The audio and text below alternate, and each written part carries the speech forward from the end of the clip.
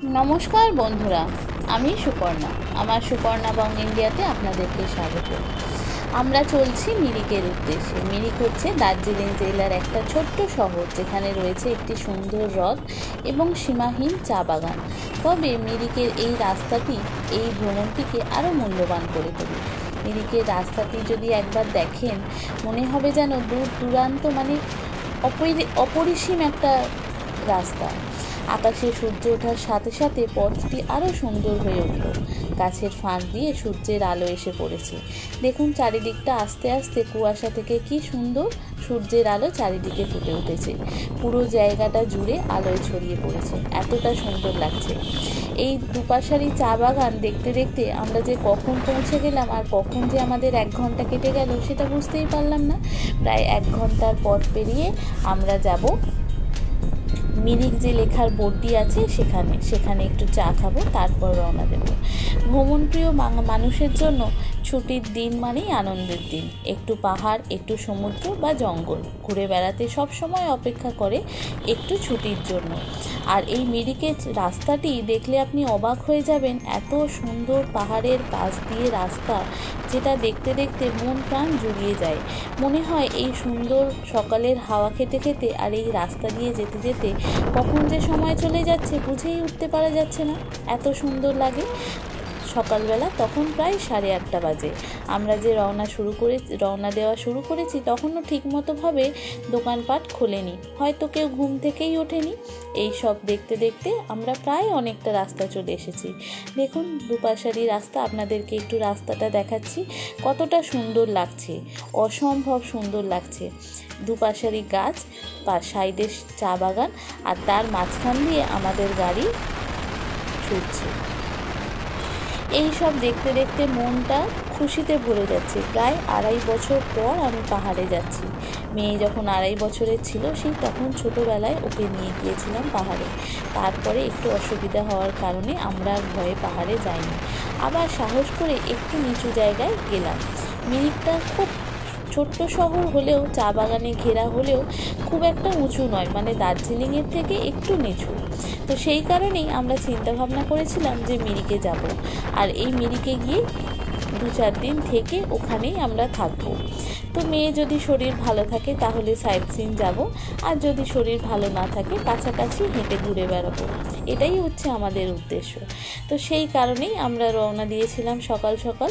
তো এখান থেকে কিছু কাজ হচ্ছে, দেখলাম এখানে যে নদীটা আছে সেই নদীর উপর কিছু বাঁধ হচ্ছে, বাঁধ দিয়ে কাজ হচ্ছে। সেই সব দেখতে দেখতেই আমরা পৌঁছে যাচ্ছিলাম মিরিকের উদ্দেশ্যে। যত গাড়িটা আমাদের পাহাড়ের দিকে এগোচ্ছে তত কিন্তু একটু ঠান্ডাটা লাগছে। তো সেটাই দেখতে দেখতে এত ভালো লাগছে, ঠান্ডা হাওয়া আর দুপাশারই চা বাগান, মনটা যেন জুড়িয়ে যাচ্ছে। আপনাদের কেমন লাগলো আমার এই আজকের ব্লগটি? অবশ্যই পুরো ভিডিওটি দেখে কমেন্ট করে জানাবেন। যদি ভালো লাগে তাহলে একটা লাইক ও শেয়ার করে দেবেন। এইভাবে দেখতে দেখতে প্রায় 1 ঘন্টা কেটে গেছে। মেয়েও কখন ঘুমিয়ে পড়েছে ওর বাবার কোলে, আমি বুঝতে পারিনি। ভিডিও করতে করতে আর এই চোখের শান্তি, মানে এই পাহাড়ি রাস্তা আর চা বাগান দেখতে দেখতে এত ভালো লাগছে, অন্য কিছু দেখার আমি কথা ভুলেই গেছি। মেয়ে এর ফাঁকে কখন ঘুমিয়ে পড়েছে বাবার কোলে। একটু ঘুমিয়ে থাকলে কিন্তু শরীরটা ভালোই থাকবে। তো সেই কারণে আর কিছু বললাম না। আমি এই রাস্তা দেখতে দেখতে পৌঁছে গেলাম।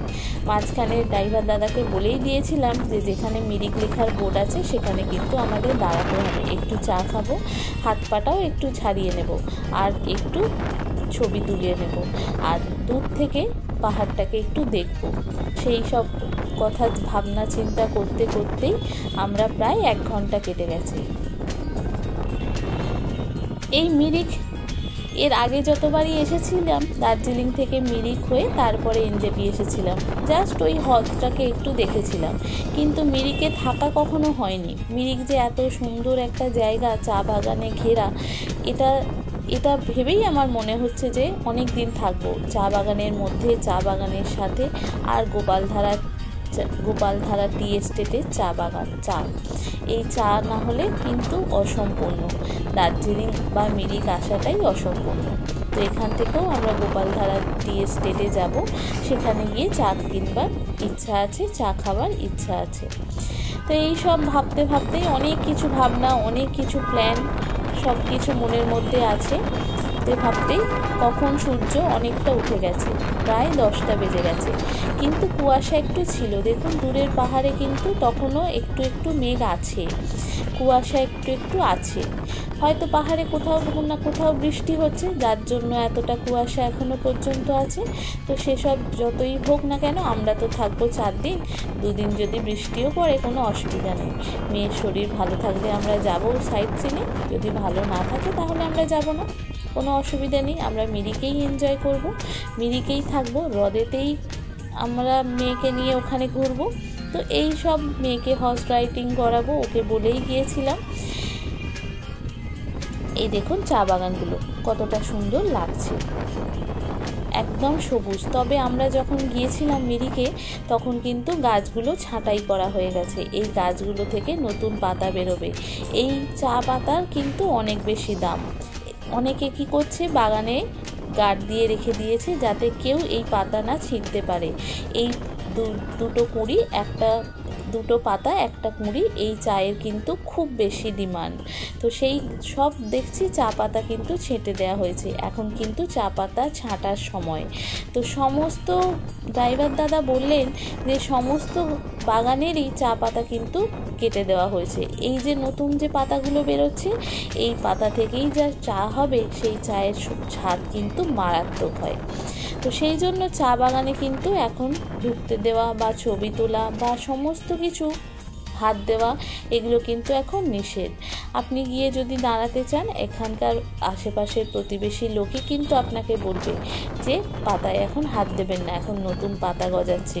যদি কোনো কারণে দুটো পাতার মাছ থেকে কুঁড়িটা কিন্তু কেটে যায়, তখন কিন্তু আর ওই পাতা বা কুঁড়ির কিন্তু কাজ লাগবে না।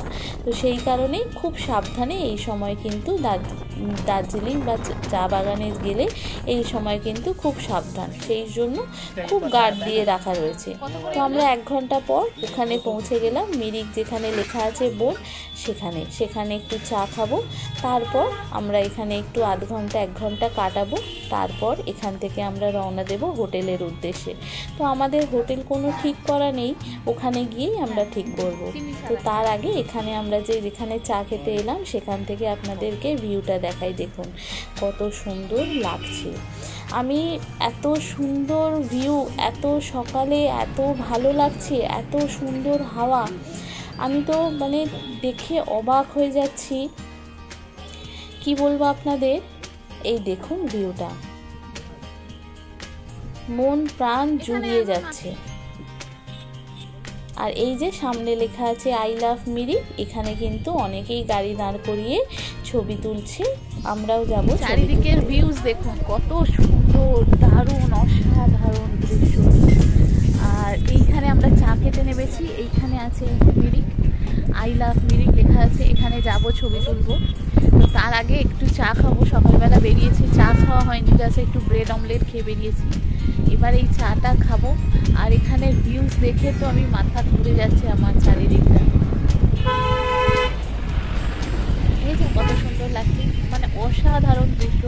আর ওয়েদার ফাটাফাটি ওয়েদার, মানে কি বলবো আপনাদের, দারুণ, না ঠান্ডা না গরম, মানে আমাদের কলকাতার থেকে অনেকটা আলাদা।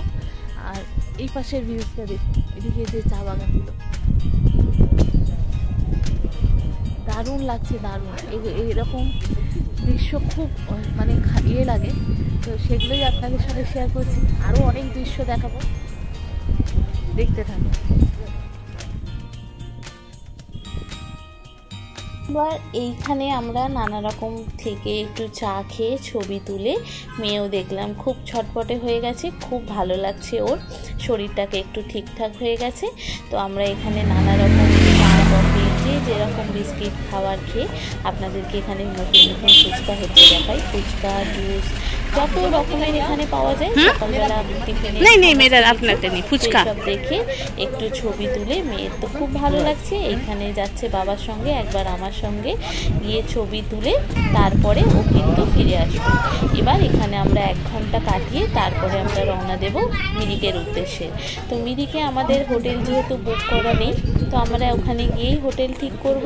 তো তার আগে আমরা এখান থেকে এবার রওনা দিলাম। আর 1 ঘন্টা আমাদের লাগবে মিরিক পৌঁছাতে। আর ইচ্ছা আছে মিরিক লেকের কাছেই থাকবো।